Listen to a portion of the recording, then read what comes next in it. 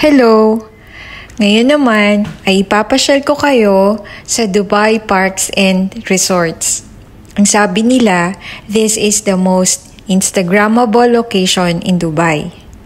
They have free parking and 30 dirhams ang entrance dito. Pero kung papasok ka sa theme parks and rides, ay magbabayad ka pa ulit doon.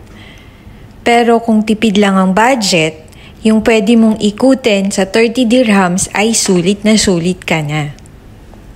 Ano nga ba ang meron sa Dubai Parks and Resorts?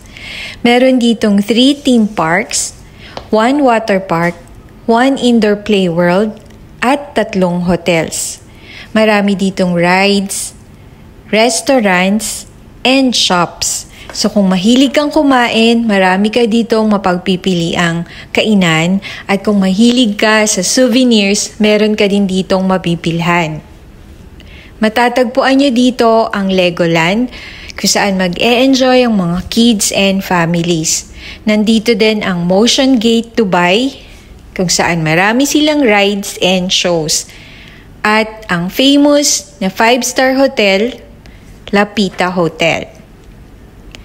Kami ay namasyal sa Riverland. Nasa loob ito ng Dubai Parks and Resorts. This is divided into 4 themed zones: the French Village, the India Gate, the Peninsula, and the Boardwalk. I guarantee you na pag namasyal kayo dito ay mag-e-enjoy kayo. So, punta na!